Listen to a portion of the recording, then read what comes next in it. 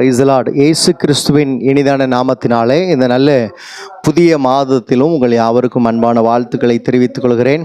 ஆண்டவர் உங்களை ஆசீர்வதிப்பாராக. இந்த புதிய மாதத்தின் வாக்குத்தத்தமாக நாம் எடுத்துக்கொள்வோம். மத்தேயு எழுதின சுவிசேஷம் 11ஆம் அதிகாரம் அதனுடைய 28வது வசனத்திலே, வருத்தப்பட்டு பாரம் சுமக்கிறவர்களே, நீங்கள் எல்லாரும் என்னிடத்திற்கு வாருங்கள், நான் உங்களுக்கு இளைப்பாறுதல் தருவேன் என்று சொல்லி இந்த வார்த்தையை இயேசுவே சொல்லுகிறார். ஏனென்று சொன்னால், இயேசு கிறிஸ்து இந்த பூமிக்கு வந்ததின் நோக்கமே இருளில் இருக்கிற ஜனங்கள் வெளிச்சத்தை காண வேண்டும் என்பதற்காக இயேசு இந்த பூமிக்கு வந்தார். அது மாத்திரமல்லாமல் அவர் ஊழியம் செய்த அந்த நாட்களிலேயும் முதலாவது தேவன் சொல்லுகிற காரியம், இயேசு செய்கிற காரியம், வருத்தத்தோடு பாரத்தோடு இருக்கிற பிள்ளைகள், கலக்கத்தோடு இருக்கிற பிள்ளைகள், வேதனையோடு இருக்கிற பிள்ளைகளுக்கு அவர் செய்கிற காரியம், நான் உங்களுக்கு இளைப்பாறுதல் தருவேன்னு சொல்றார். நீங்க எல்லாரும் என் அண்டைக்கு வாருங்கள் என்று சொல்லுகிறார். அவர் அண்டைக்கு நாம வரும் பொழுது நிச்சயமாக நம்முடைய வருத்தங்கள் மாறுகிறது, நம்முடைய பாரங்கள் மாறுகிறது. அது மாத்திரம் இல்லாம தேவன் நல்ல சமாதானத்தை கொடுக்க அவர் வல்லமை உள்ள தேவனாய் இருக்கிறார். ஆகவே தேவ பிள்ளைகளே, இந்த வசனத்தில் ஒரு 3 காரியங்களை நம்மால் தியானிக்க முடியும். முதலாவதாக, வருத்தத்தோடு இருக்கிற பிள்ளைகளுக்காக இயேசு சொல்லுகிற காரியம் என்னவென்று சொன்னால், உங்கள் வருத்தங்கள் நீங்கி போகும் அப்படின்னு சொல்றாரு. முதலாவது காரியம், உங்க வருத்தங்கள் நீங்கி போகும். ஏனென்று சொன்னால், அவர் வருத்தத்தை நீக்குகிறவர். ஒருவேளை வருத்தப்பட்டு இஸ்ரவேல் ஜனங்கள் தனக்கு முன்பாக விக்கிரகங்களை வழிபட்டு அவர்கள் பாவத்தில் இருந்த பொழுது அவர்கள் வருத்தப்பட்டார்கள், வேதனைப்பட்டார்கள். அந்த காரியங்களை நினைத்து வருத்தப்பட்டதனால கர்த்தர் அவர்களுக்காக மனதுருகினார் என்று சொல்லப்பட்டிருக்கிறது. அதே போல யோசேப்பு சொல்றாரு, என் சகோதரர்களை நினைத்து அந்த சகோதரர்களை நினைத்து நான் மிகவும் வருத்தப்பட்டேன்.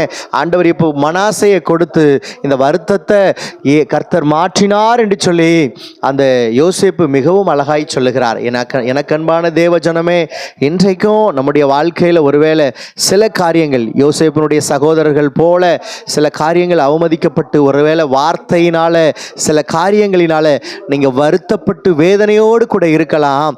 இன்றைக்கு இந்த புதிய மாதத்துல வாக்குத்தத்தமாக உங்க வருத்தங்கள், நீங்க ஒருவேளை வருத்தத்தோடு ஆயுள் நாட்கள் முழுவதிலும் நீங்கள் கலங்கி கொண்டிருக்கலாம். சில காரியங்களை நினைச்சு, உங்க குடும்பங்களை நினைச்சு, பெற்றோரை நினைச்சு, உடன் பிறந்த சகோதரர்களை நினைச்சு, ஏதோ ஒரு காரியத்தை நினைச்சு நீங்க வருத்தத்தோடு கூட காணப்படலாம். இன்றைக்கு இந்த வார்த்தையை நாம கேட்கிறோம்.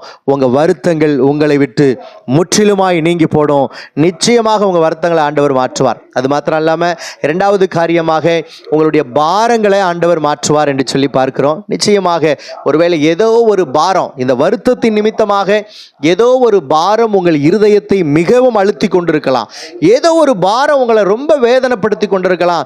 மிகவும் வேதனையோடு, ஆண்டவரே இந்த வியாதியினால நான் கவலைப்படுறேனே, இந்த பிரச்சனையினால நான் கவலைப்படுறேனே, இந்த காரியங்களினால நான் மிகவும் வேதனைப்படுகிறேன் என்று சொல்லி ஒருவேளை பாரத்தோடு இருக்கிற தேவ பிள்ளைகளே, என் ஆண்டவர் சொல்லுகிறார், விசேஷமா இந்த நாட்கள்ல நீங்க அவர் அண்டை வரும் பொழுது, அவரை நோக்கி பார்க்கும் பொழுது, இயேசு அதான் சொல்றாரு, நீங்க எல்லாரும் என் அண்டைக்கு வாருங்கள் சொல்றாரு.